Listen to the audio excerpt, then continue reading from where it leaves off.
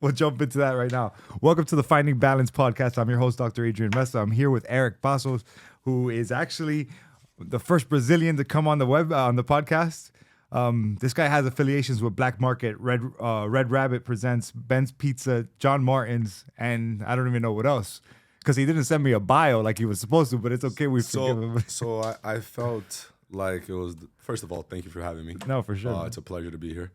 Awesome to see everything that you got going on. Cuban pictures here are. Thank you, man. You know, I really appreciate seeing, my wife's parents are Cuban. And I hear a lot about it.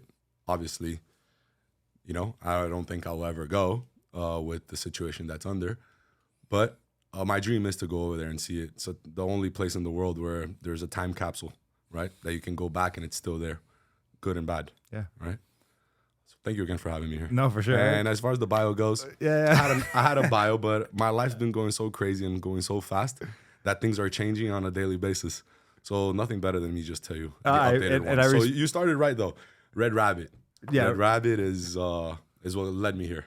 So let's rewind real quick. Let's just start, because I like to just kind of get a better understanding of the people who sit across from me, just to understand their life, because I know snippets of it just from talking. Yeah. So again, I'm gonna give a shout out to Anatomy in the Grove, because I keep on meeting these cool ass people just from hanging out, just from going to the gym, just from being consistent, and I'm around a bunch of people who are entrepreneurs, who are hungry, who are motivated, and who are just looking to better their lives.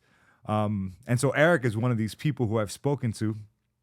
And he would talk to me about Ben's Pizza. The next day he's talking to me about Black Market. I'm like, whoa, what is going on? So tell me a little bit about, I guess, your upbringing. I know you grew up, you were born in Brazil. Yep. And then you grew up on the Key. I grew up in Biscayne. So just, I guess, walk me through your childhood a little bit, and then we'll just go from there. Let's start from the beginning. Oh, start talking. I'm just gonna check the camera because I get paranoid. Go ahead. So, 1994, I moved to the U.S. I was born in Rio. And at 7 years old, 6 to 7 years old, I moved to the U.S., straight to Key Biscayne, where I stayed from 2nd grade all the way to 8th grade. Okay. 8th grade, I wake up one morning and my dad tells me, hey, we're going to change up things a little bit. We're going to go back to Brazil. That was a huge shock for me, right? I think that was the biggest challenge of my life thus far, right? Leaving Key Biscayne, a small community where I would walk home from school with my little sister, to going back to Rio. Not having that independency was a big worry of mine, going back to Rio. And going back there was the best thing that ever happened in my life. The reason I say that is because I was out of the Key Biscayne bubble, out of the United States bubble, out of the comfort zone of what this country brings you. Not comfort zone, the comfort that this country brings you. And when I mean comfort, I mean I'm safe. When I walk out of my garage in my car, I'm not concerned if someone's gonna rob me, right? So going back to Brazil, it was amazing because I got to live in 2 different cities. One where I was born in Rio, and the other one where my parents are from, Bahia. I made friends that I hold dearly in my heart till this day. I'm in touch with my friends from Rio, my friends from Bahia, my friends from the U.S. every day. I'm in different chats where I'm able to keep up with their lives, right? I try to keep up with everybody's life, and every time I go back, I make sure to unite with all of them. I just did that in January, and it was awesome. I got to take my kids there for the first time. All 3 went to all the cities everywhere I lived. I took them to the house I grew up in high school. I took them to the house I was born in. It was a great experience. So 13 years old, I was in Rio. 14, 15, and then 15, 16, 17, Rio and Bahia, both places, right? And 2006, August 28th of 2006, I moved back to the U.S., back to Key Biscayne. And the weirdest thing for me was... How old were you at this point? 18. 18 years old, okay. But Adrian, 13 to 18... It's a huge gap. Of course. It's when you define yourself, I believe, right? And I think it's the big stage of a man, 13 to 18, right? It's where you're developing, and I think most of your future is already starting to show at that age. I could see that. Yeah. Right? Definitely. So when I moved to Brazil, I forgot a crucial point. When I moved to Brazil, I had friends from when I used to go on vacation to my grandmother's house. I would go to my grandmother's house on vacation, and I would go down from her building, and I met a bunch of people. So those were the first people I got in contact when I came back over there. And I asked them, what are you guys doing? What's up with the weekend? They're like, we're going to an all ages party, and we're going to bring you. I'm like, oh man, this is cool. So I go to a nightclub at the time, was called Studio 54 inside a mall called New York City Center. So Brazil really does love the US. And with that being said, I started going to that party every Sunday, and I started making my way over there. I found out my parents knew people there and whatnot, and they started giving me free entrances. I would go outside in the mall and sell like 2, 3, pocket the money and go inside and have some money for my Red Bull or the Coca-Cola. Okay. Right? Yeah. And I really liked the party. I was like, man, this party stuff is cool, you know? Bands would go there and whatnot. I'd be promoting it the whole week in school, looking forward to the Sunday. So when I came back here at 18, I really didn't have contacts with anybody. We didn't have Facebook. We didn't have Instagram. We didn't have none of that. We didn't have BBM, not even, right? And I would go to 7-Eleven in Key Biscayne, and I would see someone that I knew from when I went to school. And they'd be like, Eric, is that you? I'm like, yeah, hey, is that you? Yeah. So I started re-seeing all the people that I grew up with, right? Not necessarily my friends, but people that were around me or in the same classroom as me, or, you know. And I started seeing them, and it was funny because I left at 13. At 18, they look different. They look more mature. They look, you know, more grown up. Yeah. And from there, I started working with my father. He would make me drive like 50 miles up Broward, and I'm starting to get tired of it. I'm like, man, I can't do this anymore. What kind of business was your dad in? My dad had a paving company business, right? So I would be helping him there at the time and whatnot, and it was just not for me. But it was a weird stage in my life because I couldn't go back into a classroom and make friends and be back into a routine real quick, right? Everybody was in college. I tried going to college. I went to AI for a semester. I was like, man, this is not for me. I was never a school guy, to be honest with you. And I said, you know what? I'm going to find a job. That's what I need to do. I think grown-ups today don't go to school to find friends. I think they find a job. Yeah. And that's what I need to do. Believe it or not, I called the first person I ever had contact with in school. His name's Danny Oliveira, my dear friend till this day. And I called him, I'm like, hey, Danny, what's up, man? Where are you working? And he goes, I'm working at women's shoes at Nordstrom. I'm like, man, that sounds fun. You know? Really? Yeah. You get to deal with girls all day long. Oh, okay. You know? Who didn't want that? Said, it sounds fun. He's like, Eric, it's the summer. There's a bunch of kids here working and whatnot. I'm like, man, can you find me a job there? He goes, I'll call you by the end of the day, see what I can find here. I'm like, all right. End of the day goes by, Adrian, and he calls me. He goes, I found you a job. I'm like, okay. At the E-Bar. So it's like the Starbucks of Nordstrom, right? The coffee joint. I've never had coffee in my life at this point. Never. I've never had a shot of coffee, nothing. I went to the interview, you know, I talked to people, and I got the job right there. And I'll tell you what, man. And today I go back to the lessons I had over there. I had a manager, her name was Kim, and she taught me something that I use today in my venues. If you have time to lean, you have time to clean. Every time she sees someone leaning, she goes, if you got time to clean, you have time to clean, right? Yeah. I never forgot that.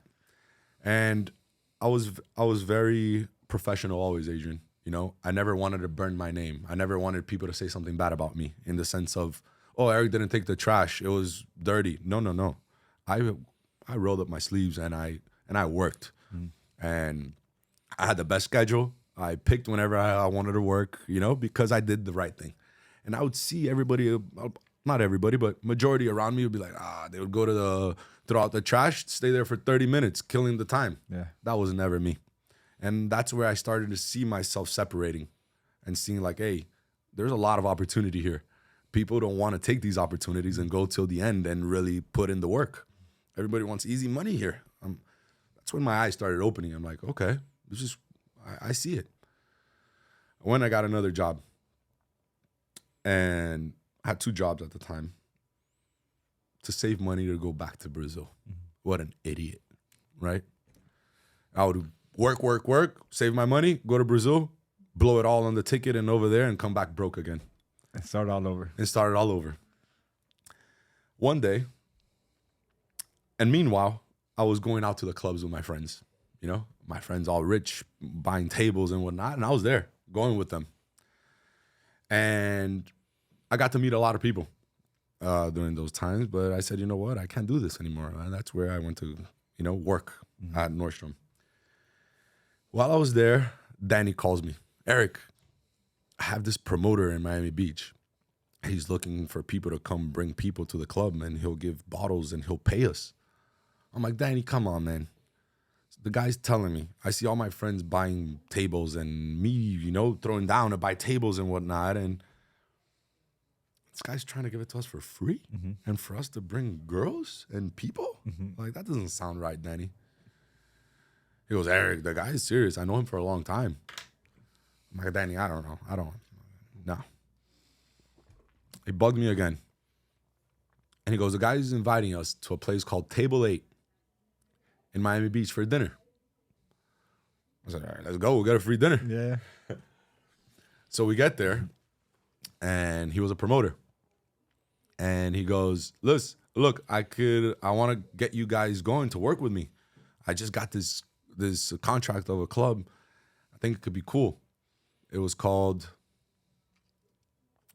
Grass, if I'm not mistaken. I remember Grass. Yeah. Just because it had turf inside the club, right? And I think it was Mondays that was hot. Like, it was a hot day, it was Mondays. And the club was known to be good on Mondays. And that's it. He goes, I got the Thursday there. I'm like, all right. He goes, why don't you, Danny, and this other guy here that came with you? It was another gentleman called Alistair. And it was the 3 of us. And he said, all right, let's call all of Brickell Village, or a village of Merrick Park, or whatever it's called. And let's just get everybody that works there and bring them to the club. Tell you what, Adrian. Me, Alistair, and Danny, we brought over 150 people to the club. These guys giving us bottles, all kinds of stuff. And my dream, when I would come here on vacation, or I would come with friends from Brazil here, my dream was always to go inside Mansion. Collins and 14. That was my dream. And I told the guy, I'm like, look, man, I'll kill it for you, but I need you to get me inside that club. That same day, he goes, you're coming with me. He takes me to the VIP entrance of Mansion. I'm like, oh my God, this guy's taking me through the back. That day, my life changed. I think that day my life changed, because when I saw that magnitude of the confetti and all the lights and everything, I was shocked just looking at it all. I'm like, oh my God, this is what I want to be a part of, right? I want to be a part of this. Is what I want to do.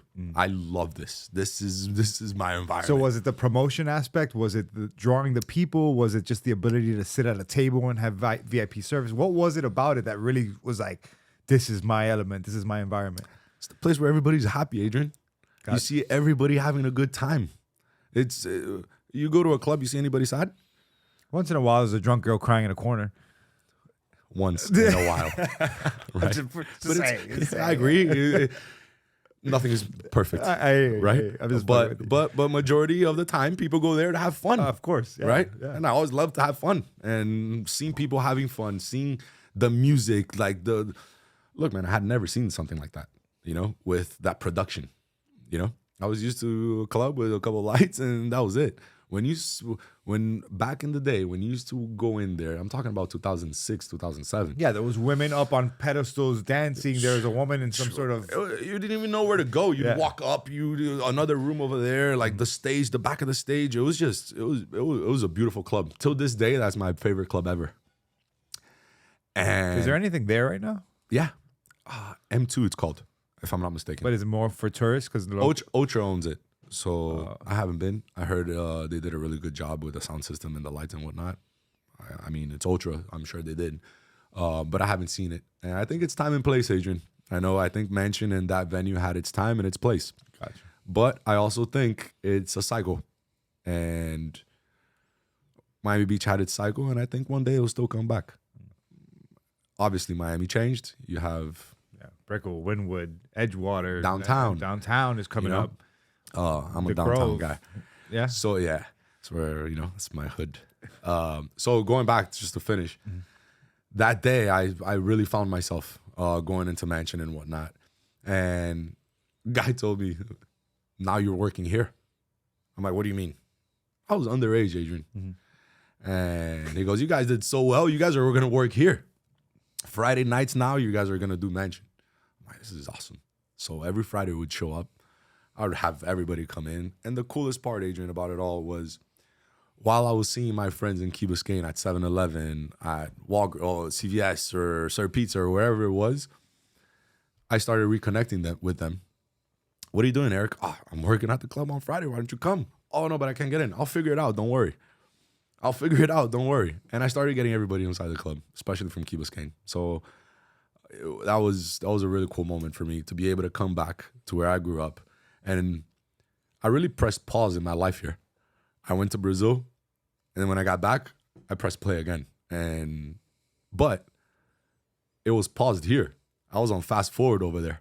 You get what I'm saying? I got goosebumps right now because I think I had the same experience. Like when I left to the army, it was like I was gone. I had all these adventures. I grew up. I found all these different aspects of my life. And when I came back, I looked around and life hadn't changed at all. And I think a lot of times we leave to go to Brazil or to go to another country or to go to school or whatever it is. To go to the army. And we feel like, oh, we're going to miss out on so much here. And the truth is, life is just on pause. Yep. And you are getting all this experience for that sacrifice of just stepping away for a little while. And then you come back and you feel like invigorated. You have this inspiration, or maybe you're driven to start a business or to get into something. Yep.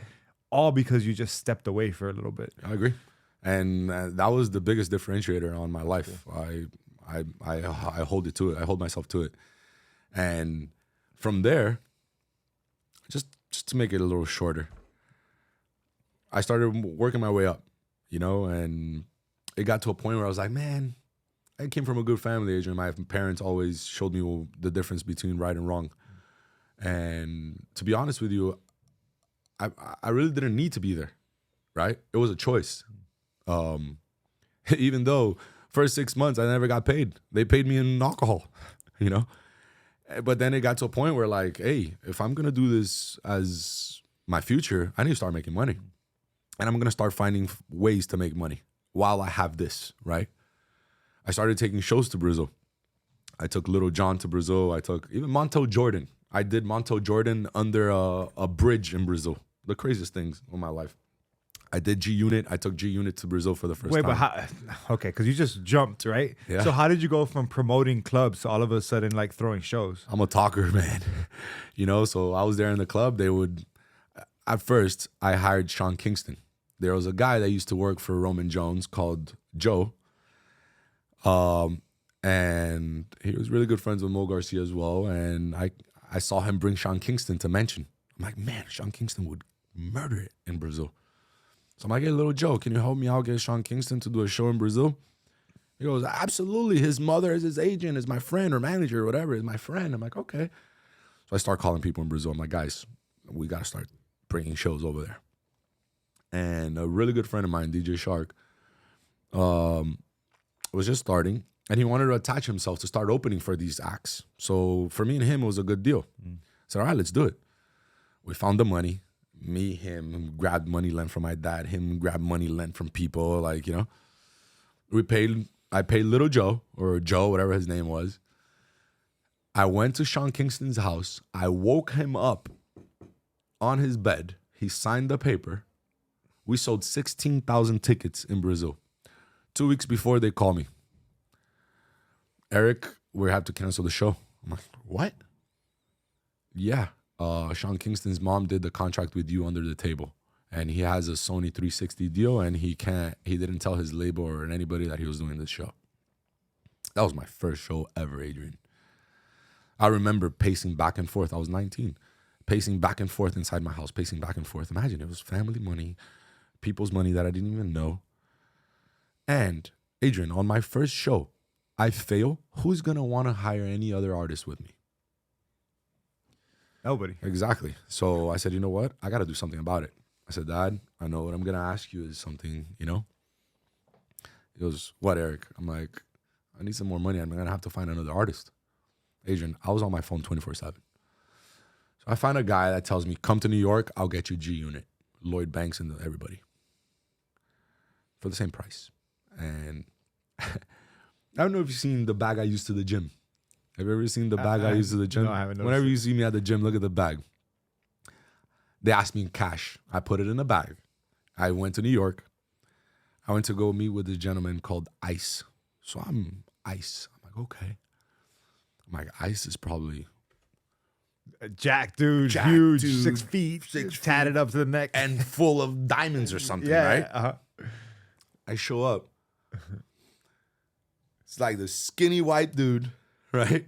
But with the girls all over, with diamonds all over. I'm like, oh my God. And he goes, all right, let's make this quick. You brought the money? I'm like, yeah. He goes, all right, I'm getting you the passport. It was the first time he brought Lloyd Banks' passport first. It was the first time I see a passport like a Bible this thick. Just stacked up. No, it's because artists, they travel so much. Exactly. So So they have all the make pages- they make passports thicker for them with more pages so they could have more stamps. Wow. So at that time, I needed to get visas for them. I'm like, guys, can you give me some CDs? I asked for CDs. They're like, for what? I'm like, nah, I have to go to the consulate now. I just wanted to make sure I gave them CDs of the person that we're bringing to Brazil. Like, of course, grab them over there.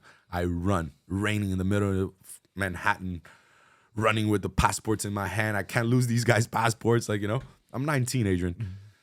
And boom, I get the visa. Next day, we're flying to Brazil. I was lucky. One place canceled, and we're like, nah, we're not going to do Lloyd Banks. The other places that didn't cancel, we sold more tickets than Sean Kingston. So it was good. And then from there, I started bringing more artists. I took Montel Jordan under a bridge where it's very cultural over there, R&B culture. And they do all the steps of dancing and whatnot. It's very cool to see. I was the guy, I brought LED panels for the first time in that place. No one had ever seen an LED panel. And it was pretty cool. Montel Jordan, hell of a guy. How did you arrange all of because these are venues when you throw a concert, there's a lot of planning and logistics and lighting and That stages. is awesome that you asked me that. Yeah. It's the best. This is where I was going to go. It comes to Okay. that. So that was the bad part for me. Of course. Because I was in everybody's hands always. Of course. So at the end of the day, I was a partner in the show. I was throwing the show, but I was really a tour manager, Yeah. right? Because I was flying with the artist and taking care of the artist the whole time and bringing him to the show and leaving the show and whatnot. That was Shark. My partner there was the DJ, Yeah. So he's the one that would put everything together and I would just arrive with the artist. After 1, 2, 3, 4 times, I was like, man, I need more. Just coming as a tour manager, I feel like a tour manager of an artist. This is not cool for me. I need to do something. This is where my story starts getting awesome. And for me, September 2010, I believe. September 2010, I come to my house and I tell my family, I'm opening up an office and whatever I do in Brazil, I'm going to do here. All right, but where am I going to start? I got an office. From an office, I'll put a desk and I'll figure it out. I'll go there every day and everything that's missing, I'll make sure I'll build, right? So I got an office. I got the furniture. I still don't know what I'm doing.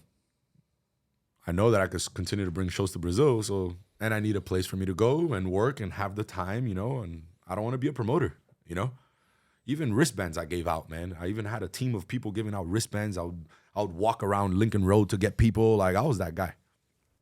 Yeah, I would always have people when you go to South Beach during the day. Man. You have kids with bracelets coming up to you. I did it all. Okay. In this club business, I did it all. And I said, you know what? I got to find a way.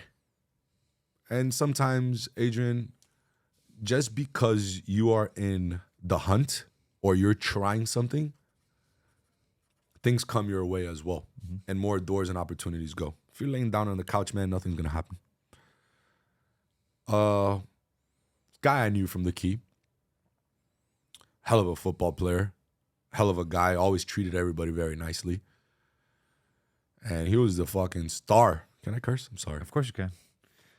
He was a star of Key Biscayne when football, as far as football comes. And every time I saw him, he was always so nice to me. And I always tried being extra nice to him as well. Every time we saw each other, it was always awesome, right? That love and respect from Key Biscayne.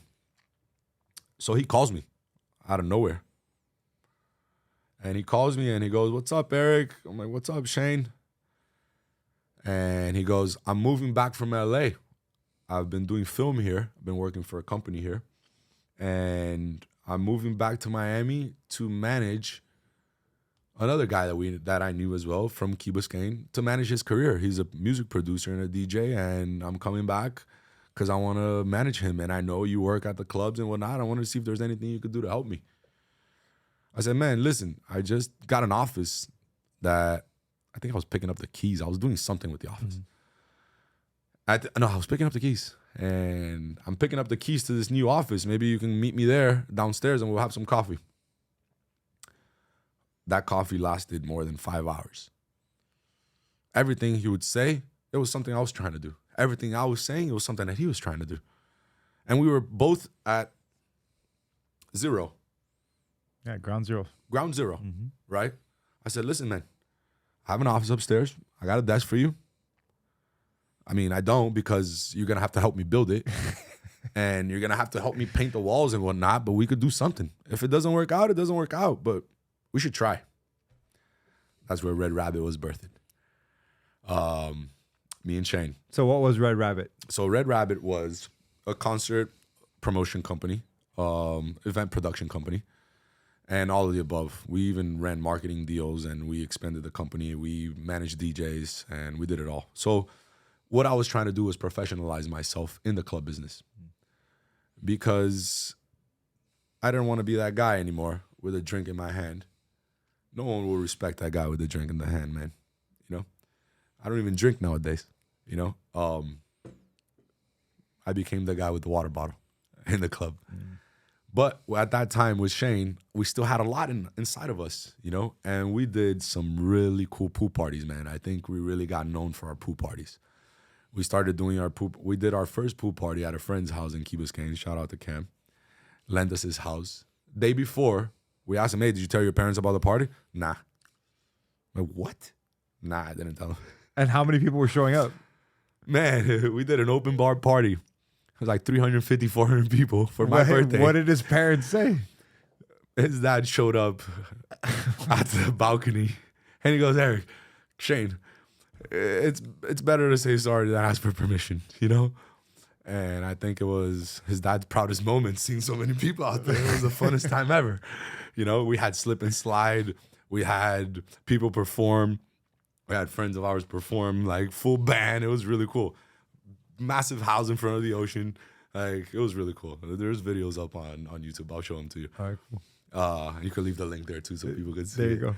And from that party, we said, "Oh, there's a massive void in the city on pool parties."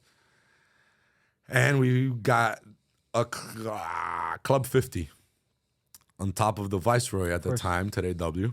We started doing the pool parties there. Our pool parties were so massive, man, that there was bushes, like set of bushes in the side. We went and we built a stage over the bushes to add more tables, to add more people. And we had a really good run there. And from there, we did parties everywhere. But I think what the biggest staple that we made was the Shelbourne Winter Music Conference pool parties. I think that was... I've been years ago. I went. There you go. So we did Matt Decent pool party. We did Senator James Ryan Marciano, the Sexy by Nature party. It was a beautiful party. We did a lot of cool stuff, man. We had a lot of cool artists come by that stage.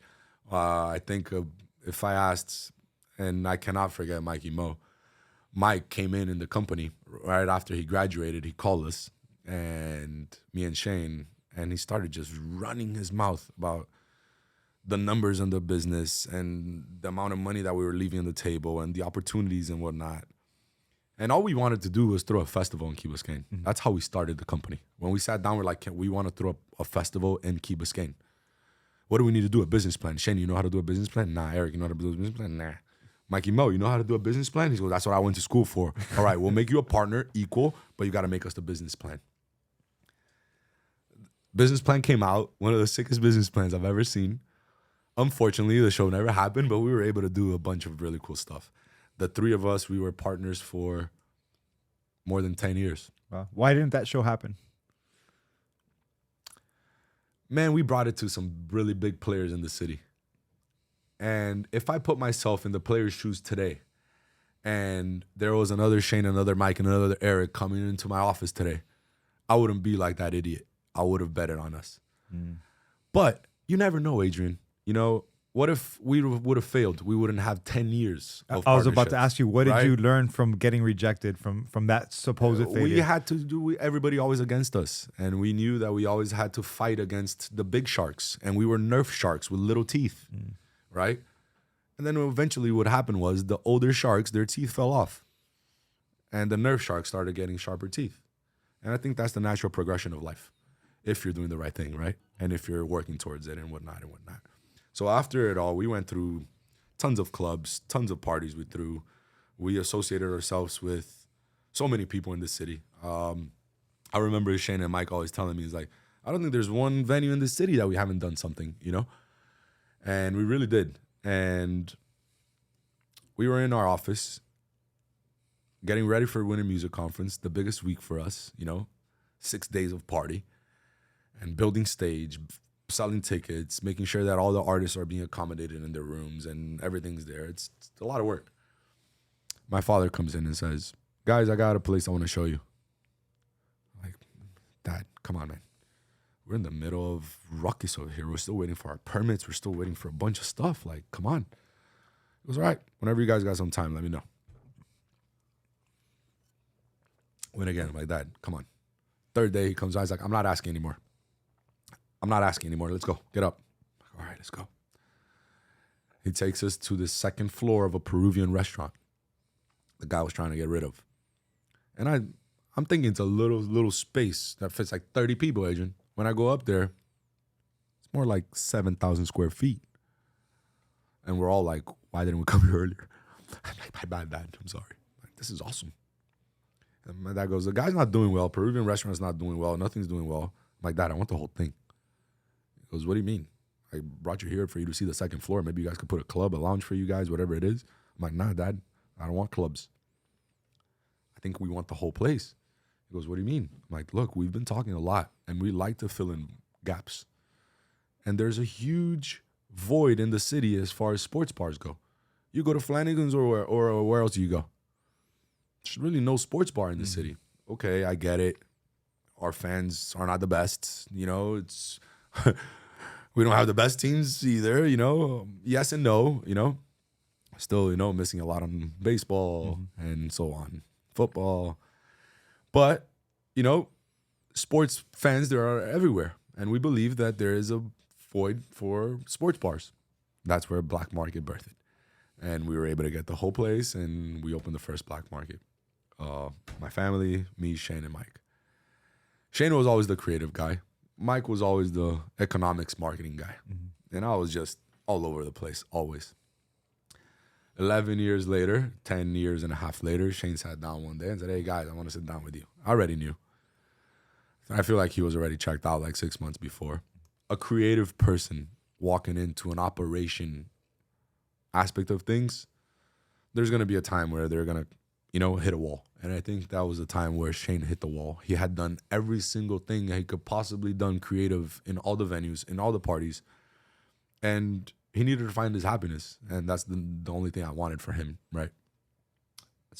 That's my best man and my brother, you know? Yeah. And I told him, like, look, it's the last thing I want is for you to leave. But if that's going to make you happy, that's what I want, you know? And talk to him every day. He's still my brother, still my best friend. Those are some of the, but those things can go so many ways, right? When sometimes people run into those relationships where somebody comes in and they're trying to exit from a business perspective, and it hurts the friendship. And obviously, it could have hurt the friendship temporarily. Yeah, but I think our partnership was just that special, and it wasn't a partnership ever, right?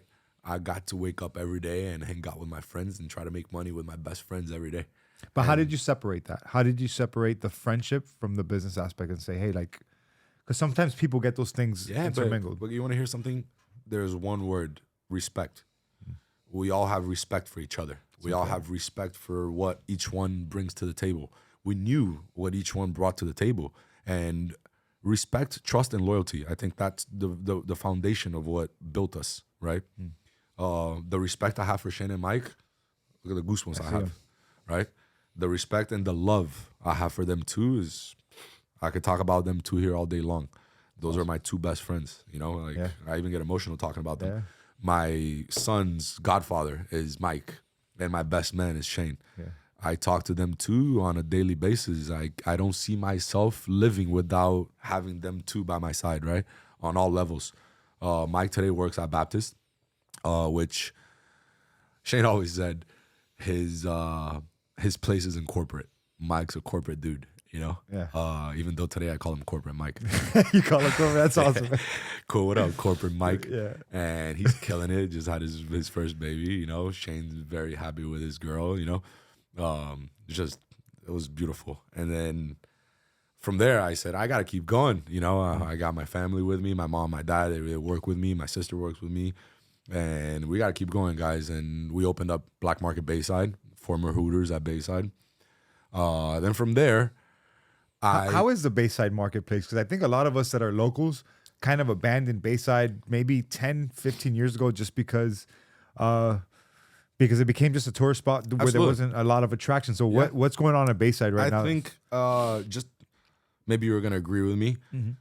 I think the previous owners of Bayside didn't understand the Miami market. They understood that over there was that they could get the tourists, and they focused on the tourism only, right? Because back then it was focused 50-50. I remember me going on a boat to Bayside to go eat with my family in the 90s, right? But if you don't refresh, if you don't get updated, you get forgotten, right? And I think that's what happened to Bayside for a long time. Look, I always like to say, if there was the perfect location for another black market, No, that's okay. if there was a perfect location for another black market, it would have been the Hooters of Bayside, right? Right next to the Miami Heat Arena. Yeah, pre-game. Thank you. Much better food, right? Much better service. Look, man, when I walked in, I don't like talking anything, but when I walked into that Hooters, it was the most disgusting kitchen I've ever seen in my life, right? For us to take out the fryers, we had to come with a hammer jack to take out the cement because we couldn't take out the grease, right? And something I pride myself a lot in, Adrian, is our back of the house, how clean we are and how well organized our back of the house is, right? We're dealing with people's food. Thank you. They're ingesting it's people's life over here, man. seriously. You know, things can go really bad. I've seen people die on a bacteria of a restaurant in a span of 3-4 days, right? So I'm very careful with that. And again, I believe it was the perfect location for a sports bar, and for Black Market. I think it was a perfect marriage. So there it is. I think that's the biggest answer I could give you. You know, me and you, maybe we wouldn't go to Hooters to Bayside, but we will go to Black Market to watch a game. Yeah, right? Sure. So not just that, now you have Ben's Pizza there, which is always us. It's also us. Ben is my son, Adrian, by the way. I read that. It's your son's name and you named it after your son. Ben is my oldest son. The funny part is I'm learning about your whole story, and I know the different restaurants you're affiliated with. But the first day that you and I spoke about business was in the back room in Anatomy, and you were just talking to everybody about pizza, and I was like, oh, this guy has a pizza restaurant, right? But you were just like talking about the pizza and the pizza. I was like, oh, I guess this guy. I mean, I guess he's been flipping pizza for a while. Adrian, what you didn't get out of that is the start of my story. I could own a pizzeria. I could own anything, but I think forever, for the rest of my life, I'm going to be a promoter. Exactly. Right? Yeah. So what you saw there was just me promoting my business. Exactly. You know, and you see me. I go to the gym. I'm just like you. You're wearing your shirt. I'm wearing mine. Every day. You know? And I believe there's few people that do that. Yeah. Right? But I love to be in a place and be like, because I'm proud of what I do, right? Exactly. I'm proud of the product I have. I'm proud of what my family does. I'm proud of what the staff does. I'm proud of everything. Yeah. Right. So I want to show it to the world. Guys, we have the best pizza in Miami. You know, come by and try You it out. haven't tasted it? What are you guys doing? What are you waiting for? What are you waiting for? Yeah. Like, you know, it's time. There's always time for pizza. So we opened Ben's, and then Ben's nothing. We opened Black Market Bayside, and while I was opening Black Market Bayside, I was a pandemic, man. Right? Pandemic came around March 16th. I closed the Black Market 1. I did not have Bayside, and I said, "What am I gonna do? I only have one bar. It's closed. What else am I going to do? What am I going to do?" My father-in-law sends me an article from the Herald. John Martin's is closing after putting 5 kids through college. My wife was pregnant with twins during the pandemic. I was going to go from 1 to 3, Adrian. Like, oh my God. And with my business closed, full panic. Yeah, as a man, what was that experience like? Because we feel like we're the people, we're the providers. Yep. So how did that feel for you, knowing that you have one child, you have a business that's closed, you have a wife that's pregnant with twins? What's going on through your mind? She kept working. You know, she worked through the pandemic at home, which was a huge help. And I said, I'm going to find a way. Shout out to your wife, by the way. I've never met her, but shout out to your wife. What's your wife's name? Stephanie. Stephanie, what's up? I haven't met you, but you got a good man here. So. Oh, she's the best. And my father-in-law, man, crazy guy, sent me that article. He's like, maybe you should buy this bar. And it was John Martin's. And I said, oh my God, this guy crazy? It's like, the only bar I have is closed. And this guy's like, the money I have is make sure that I survive. And this guy's telling me to go buy another bar? He's wild. Or am I wild? Maybe he's right. And my head started going, Adrian. Maybe he's right, you know? This guy put 5 kids through college. 30-something years this bar's been open. It's a staple in Miami. Maybe I should go. And I did what everybody did, Adrian. I grabbed a bike from Brickell to John Martin's every day. I would go there and I'd just envision it. Okay. All right, now how am I going to find this? I started researching, trying to find who owned the building or who was leasing it and whatnot. Long story short, my front door neighbor helped me find the people that were in charge. They liked what I was doing. By that time, I opened again, and then I closed again. So they came by Black Market. They saw what I was doing. They called me like, we want you. Then I got scared, Adrian. I'm like, oh, man, I'm scared. I said, you know what? I can't do this by myself. I need to bring in some partners and mediate my risk. So I called my competitor. We used to have the Shelbourne. He used to have the Surf Commer, the National, the Rally, and so on. And we partnered up on those pools here and there. I said, you know what? I'm going to call him. He owns the Wharf. He owns a bunch of cool places. Emmy, I got something you're going to like. He goes, what is it? I got a venue in the Gables. He goes, oh, man, there's only one place I like there. I go, I know which one it is, and it's John Martin's. He goes, yes, it is. I'm like, yeah. He goes, well, my business partner's in the Bahamas. He gets back next week. Let's go check it out. All right. We went to check it out. They loved it.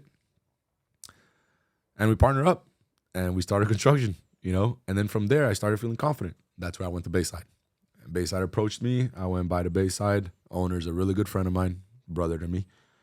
And he goes, Erick, I need your help to change this place around. Let's start off with Black Market. Can you take over Hooters? I said, absolutely, let's do it. I built that location in probably 3 months, man. And then from there, I'm walking with his dad and him, and he goes, hey, I think you need to do some pizza here, Erick.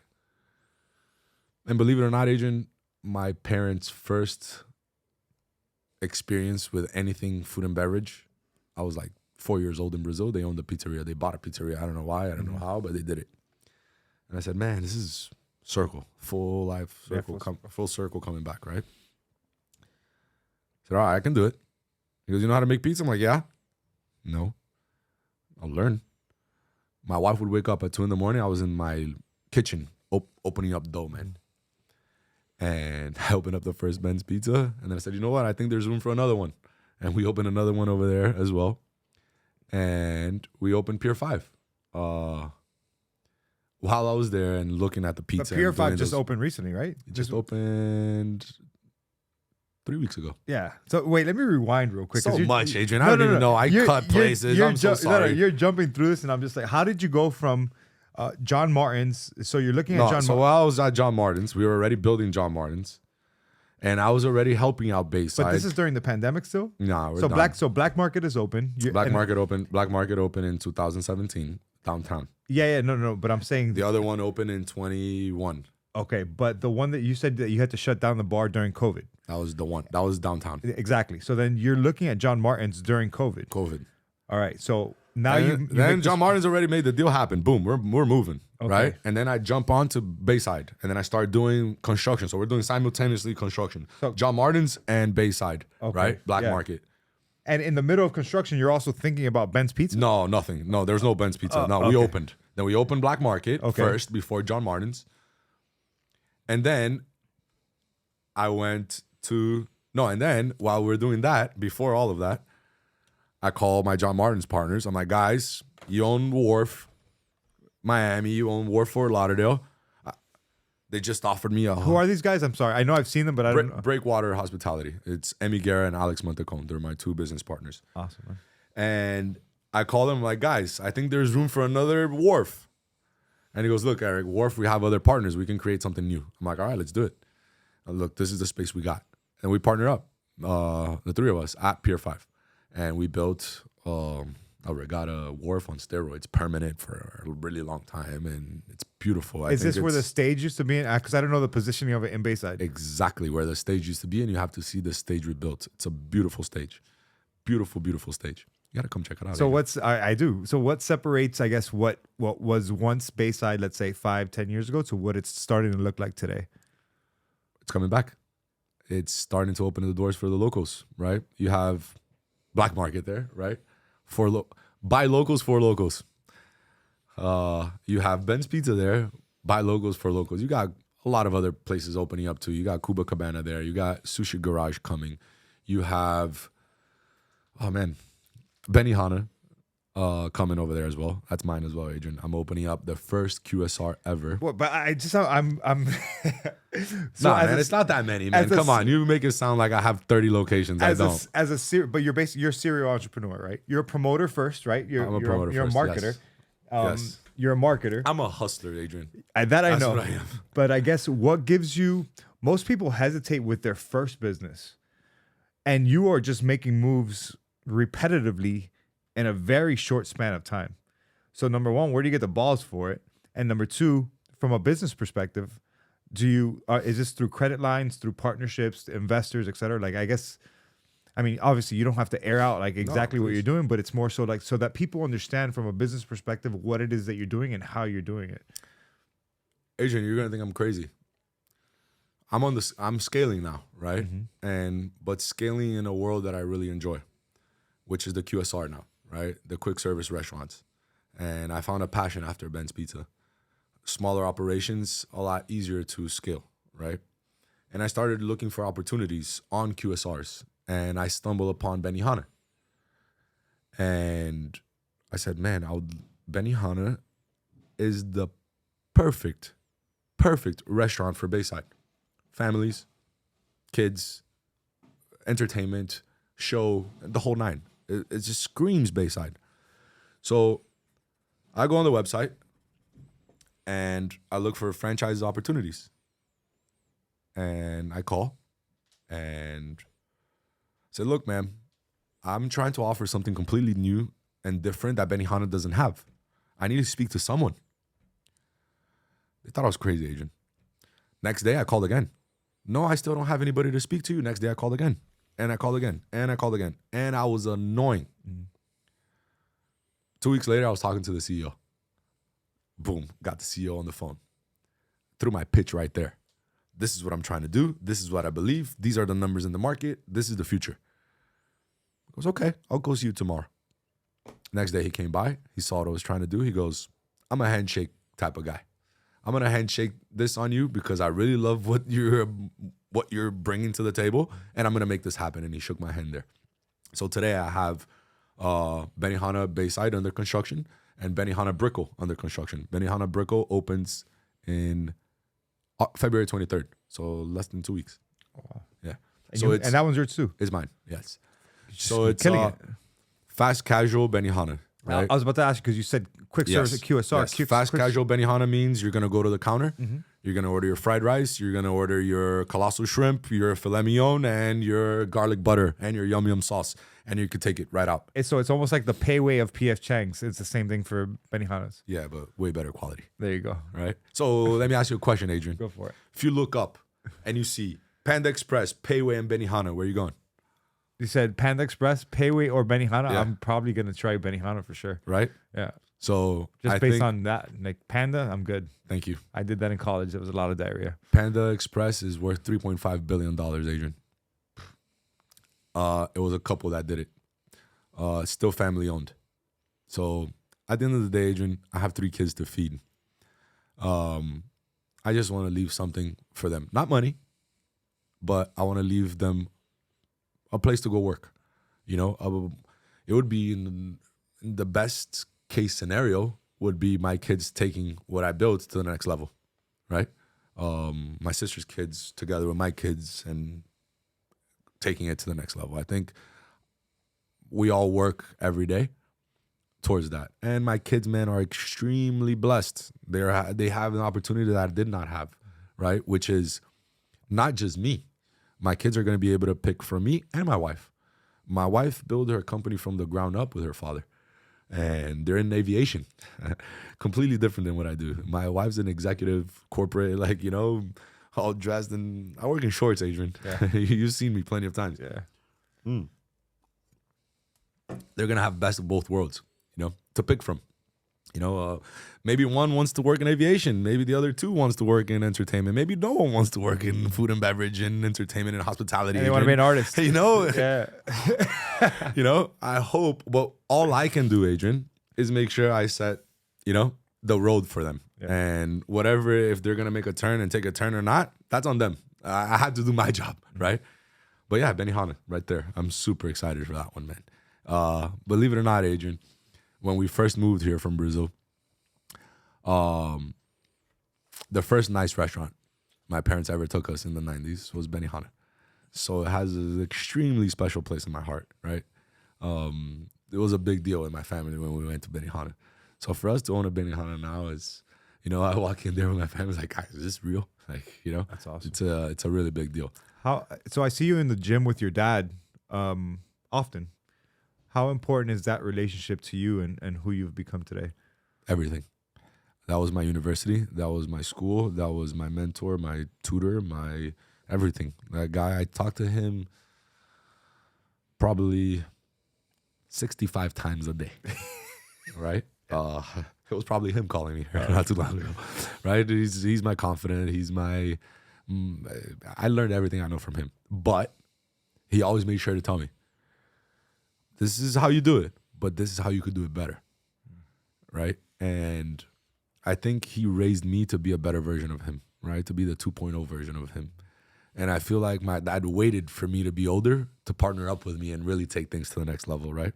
With his expertise, my expertise today, and everybody else around us. You know, I think everything that we own today, it's a little bit of all of us. And a little bit of my mom, a little bit of my sister, a little bit of my wife, a little bit of my kids, a little bit of my friends, you know. I'm a product of my environment.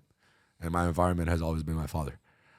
Since I'm 5, 6 years old, he would take me to full-blown meetings. I'm there, sitting right there next to him. First grade, I had to flunk first grade because the guy would take me all over the world traveling on business, you know, and it didn't matter where and what and who he was meeting with. He made sure to have me next to him. And so I was exposed to a lot, right? And I was exposed to life, right? My dad never raised me or my sister in a bubble. They raised us for life. And I'm so appreciative of that, you know? For the longest time, I was like, man, you were hard on me here. You were hard on me in this. And, you know, today I'm just like, yo, I'm sorry I gave you such a hard time sometimes. And, like, thank you for, you know, the patience. And I wasn't an easy guy, Adrian, you know? That guy, man. You've seen it. Yeah, I've seen it. So that's why, do you feel like he just, he allowed you to have that slack for a little while to kind of live life and make mistakes on your own, and then No slacks ever. No, No slacks ever. I mean, slacks of making mistakes. It's different too, Adrian. My dad's very young, right? So I saw him make the mistakes. I would be idiot if I made the same mistakes. Obviously, you make them because we're human, right? Immaturity too. But my dad had me at 22, right? So a lot of the challenges he had, I was right there next to him, right? I saw him grow up next to me, right? So, man, I call my dad the phoenix. Right, my dad's a phoenix. The guy resurrects from the ashes. It's wild, you know? When we left the U.S., my dad went dead broke, bankrupt, right? 2001. Came back in 2006, 3 times stronger. Every time he fell down, I feel like there was a trampoline down there, you know? And he fell down and he came back up 10 times. And, you know, the value of those lessons, there's no price tag on that, you know? And I think those lessons and those values and those challenges is, I think, what made me, you know? A lot more I need to learn, man. You know, Yeah. I think a lot more I need to mature. What's a lot more patience I need. I need a lot more, but I'm working on it. We all are. What's been the biggest failure or struggle or just thing that you've had to overcome? That you mentioned your dad having to, you know, he rose from the phoenix, but every time he hits the bottom, it's more like a trampoline that springs him back up. What's been something that in the moment was extremely difficult for you, but all of a sudden you realize on the flip side, like, oh, this just catapulted me to another level? I mean, man, it's gonna be cliche what I'm gonna say, but it's the truth. Family, right? Support. Every time we had an adversity, the family stuck together and helped each other out, right? Like on those moments, I think I could have said something else. Yeah, could have said a bunch of other things, but true, I think the biggest foundation I have is my family, right? And the coolest part is that how my parents showed me was today, they say today, your core is you, your wife, and your 3 kids. And it's true, right? And there they are. Every night I get home, all 4 of them there waiting for me and supporting me on everything. And I open something new, the 4 of them are there. My wife, doesn't matter what time it is of the day, she's there supporting me. And, you know, so I think family is what, you know, it says like, whoa. Look at the support system I have. Look at the people I have around me, right? And it's a double thing, right, in my head, because at the same time, it's like, look at the support I have. Look at the, you know, and at the same time, it's like, I need to do it for them. Mm-hmm. You They're know? counting on me. Exactly. They're counting on me. They're not depending on me, but they rely on me too. Mm-hmm. It's look. It's like it's a machine. Yeah. If this doesn't, it doesn't work. You know, if you skip one, the machine doesn't work. He's you know? he's using his fingers to demonstrate like cogwheels and how they all join together and work in sync. Yeah. If one skips, Yeah. that's it. The machine breaks. Machine breaks. So I think the core and the foundation of Erick as a whole is my family. You know, and my extended family today. You know, my father-in-law, mother-in-law, my brother-in-law, man, my sister's husband, that's my guy, like, you know, and then extended now, like my wife's sisters, their boyfriends, their husbands, man, there's one of the boyfriends there, Big Mike, shout out to Big Mike, Uncle Mike is the best, comes from New York, you know, so the exchange, right? Look, my other sister-in-law, my wife's sister, and her husband is Argentinian. They have a daughter and pregnant with a son. Imagine how our kids are gonna watch a Brazil and Argentina game, Adrian. Oh, it's gonna be intense. Hey, come on. But that's the beauty of it all, right? They're gonna learn something there. And again, the extension of the family today, with everybody coming from a different place and so on. You know, we're a glued family that everybody relies on everybody. If you need something, you scream in a chat, everybody's there to help. And I think that's the biggest thing, man. Yeah, it's beautiful.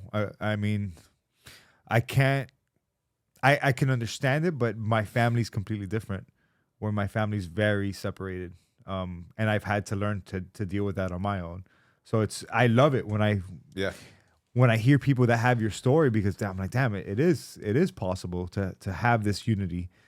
What separates a lot of families, what causes a lot of issues in families, is just trauma that's unresolved. Yeah. And that trauma trickles down from generation to I generation. agree.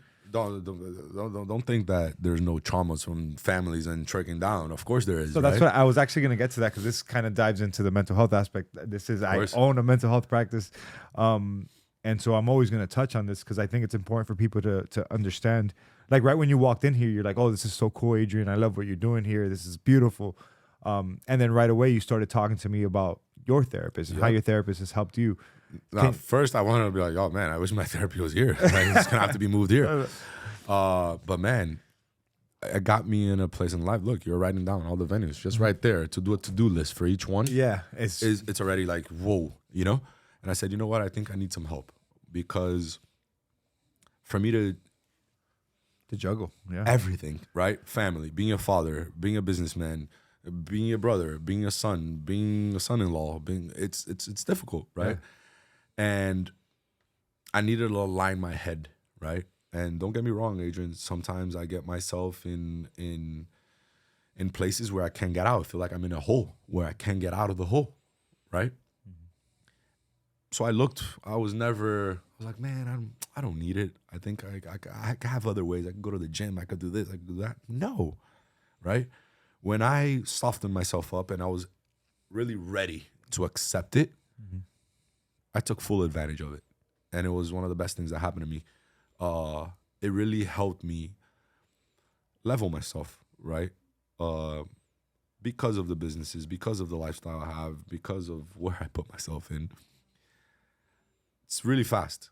And I can get caught up or lost real quick, right? So I believe it's extremely helpful. It was extremely helpful on my maturity in the last 3-4 years, right? I'm seeing the level of maturity I'm having. And I wanted to say something that I learned at the gym from one of the guys that I call it one of my mentors today. And he works out with me over there on the daily. I'm sure you've seen him. And he told me something once that I've been using in my life. And it's changed my life, Adrian. Anywhere and everywhere I go today, I walk in unarmed. Unarmed? Unarmed. Okay. Why is that important? Why is that important? Yeah. You mean unarmed like without a gun? No, unarmed. I mean unarmed on all levels. Okay. Right? I'm disengaged in all levels. Got you. Right? Person can go, Eric, you're a piece of shit. Go fuck yourself. Have a great day, sir. I'm unarmed. If you're unarmed, nothing can happen, right? I've walked into places where I was armed. People say, what? Why? What? Huh. Look at the energy that creates, right? Today, I choose unarmed. I'll give you an example. Shane's going to love this. Go to Komodo. I don't go to Komodo. Hold on. I went to my aunt's dinner party, right? I went to my aunt's birthday party with my wife. You know, we don't go out. We have 3 kids. It's really rare we have someone taking care of the kids. Some crazy person decided they're going to take care of 3 kids, and so these 2 can go out. So, okay, we went to my aunt's party, you know, and I get there. I'm like, man, did I really get the nanny? And, like, I'm really spending my day off here on my aunt's birthday with all these people. Like, I don't want to do this. I quoted my aunt. I'm like, look, I love you. You're here with your friends. I'm going to go take advantage of my day off. She goes, Eric, please go. So Stephanie, let's go out to dinner. 10 o'clock at night. She goes, let me look here at reservation, see if I can find something. I had 2 options, Komodo or Osaka. I love Osaka and I go there so much. Now my wife's like, okay, let me guess, we're going to Osaka. I stayed quiet. I went and I reserved Komodo. So we got in the car. I don't go to places like that. I don't want to be seen, Adrian. I live in my own bubble of my house and my kids. And I said, let's go to, we're going to Osaka, right? I'm like, no. She said, we're going to Komodo. I'm like, yeah, let's do something different. I just wanted to catch you. And, you know, I knew you were going to think we were going to go to this place, but all right. Show up, park the car, walk inside. At first, when I get it, I'm like, oh my God, I feel like I'm in a club. There's a guy in a rope in the front. All right, normal, we have a reservation. Reservation was for 10:30. Show up at 10:25. My wife's super punctual. 10:35, I check in at probably like 10:35. I made a line. And they said, we'll call you when your table's ready. I said, okay. She goes, you should have a drink. It's going to take a little bit. All right. For me to get the drink, Adrian, I had to jump over somebody. 5-6 people. It was a 5-6 people line, right? Get a drink. Second drink, nothing. I'm like, I think I'm going to go there. Now it's 11:15. I go there. They didn't even let me say anything. You just got here. I'm like, okay, I'm sorry. I'm unarmed, Adrian. Mm-hmm. No problem. I'm right there in the corner. Thank you. Get another drink. I'm there. I'm like, Stephanie, I'm not used to drinking. I'm a little drunk. Like, I'm starving. And I'm getting drunk. She goes, I know, but like, let's just people watch here, Eric. I'm like, of course. No problem. Man, so an hour I'm waiting. I'm like, I'm going to go say something now. I'm going to go there. When I'm walking, Adrian, I get a text message. Your table's ready. I'm like, awesome. I'm like, Stephanie, table's ready. Let's go. So I get there. I'm like, hi, I'm here for my table's ready. Who are you? I'm like, Eric. Here, it's on my phone. Here, can you just take them? I'm like, all right. They're walking. I'm like, all right, Steph, we're going to sit down. We're going to eat. And I'm just watching all the food pass by, man. I'm getting so hungry. So we sit down. Nice table, right? Me and her sitting on the same thing. I'm like, man, we're able to see everything. We look at each other. We look at the menu. All of a sudden, I see a guy coming. Sprinting. No. That's a VIP table. That's a VIP table. He's telling that to the waitress. He goes, you guys need to get up. I'm like, excuse me? He goes, that's not your table. You need to get up. And they just sat you there. And I go, yeah. I'm like, okay, sorry. Stephanie's like, what? I'm like, Stephanie, just get up. Let's go. And he goes, you're going to have to wait. I'm like, sir. I've been waiting an hour. I've been waiting for an hour and a half. I think I'm just going to leave. He goes, okay then, bye. If I was armed, and you know what I mean by armed, could have like, oh, fuck you, or made a scene, or been mad. And I could have gotten mad, and they could have resolved my issue. But imagine me sitting down at that table after, extremely mad. I didn't go there to get mad. I went there just to have my dinner. I did the right thing, Adrian. I booked my reservation. I showed up on time, and I waited how they asked. Right? And then the guy goes, all right, then leave. I said, okay, bye. And I left. And that's what I call unarmed. Right? Feels other times, Adrian, I would have flipped that table up. Right? Well, the question is, would you go back? They sent me an email the next day. Saying what? I'm sorry you had to cancel your reservation. That's it? Yeah, and they charged me $50. So I had to go ahead and charge back it. And they keep sending me emails. Now, am I going to waste my time to send them an email? Am I? For what? Guy's making a ton of money there. If it was a restaurant in need, a smaller restaurant in need or something, I would have gone, because I'm in the industry, I would have gone, hey, man, I had this terrible experience there. I'm in the same industry as you. Please look out, man. You know, like, I know how it goes. Like, sometimes, like, you know, things can happen and so on and so on and so on. Now ask me, am I ever going to go back again? No. Are they going to hurt because I'm never going to go out again? No. Yeah. And it's... But do you think okay, if you... This is from any industry standard, right? Right. Customer experience is everything. Everything. And if that scenario repeats itself multiple times, eventually, you know, the house of cards comes crumbling down. You don't think so? Or you think it's just so big that it doesn't even matter? Unfortunately, yeah. Adrian, we live in a society today that's very different. Everybody wants to see and be seen, right?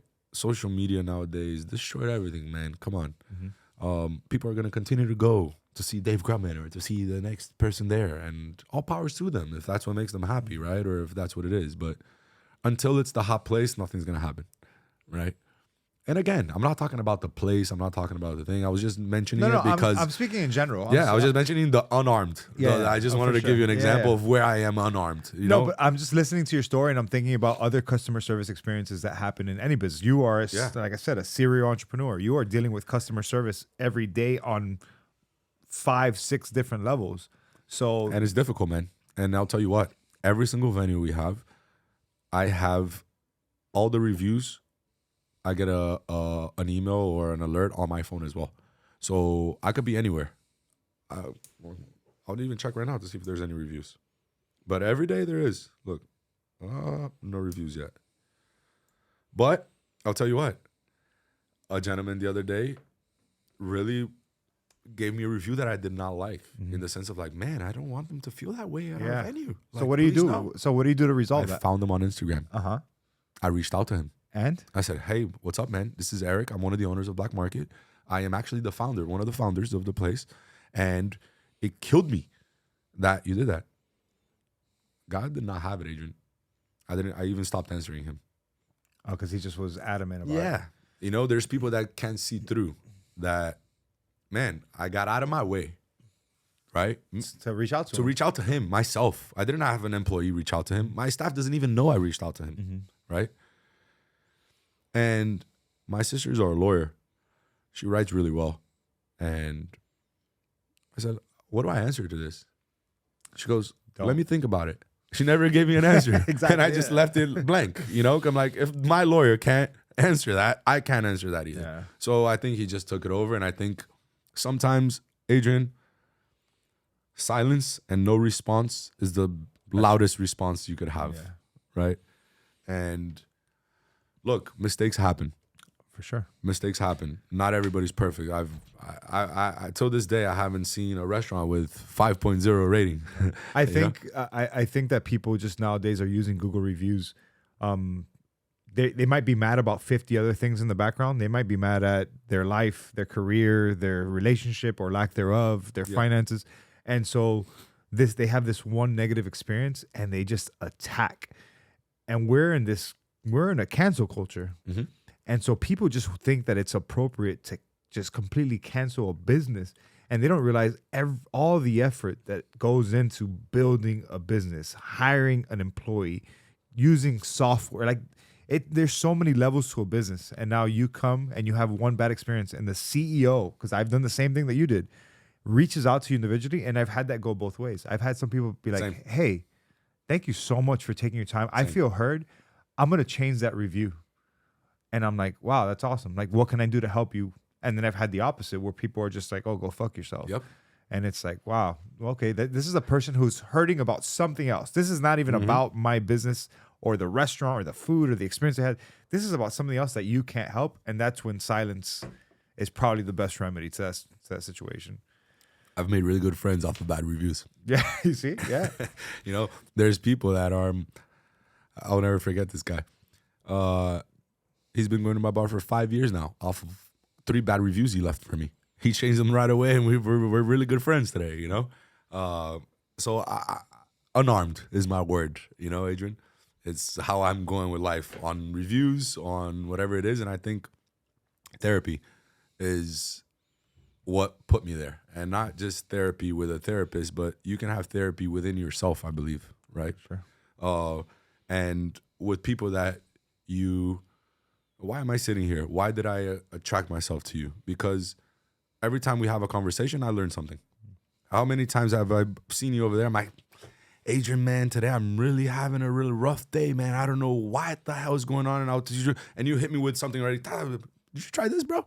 Or why don't you, you know? So luckily, you know, you're at mental health, but not just with you, someone else, you know, from my company, or a friend, or someone in the street, you know, you can learn from them and you can have that therapy from them.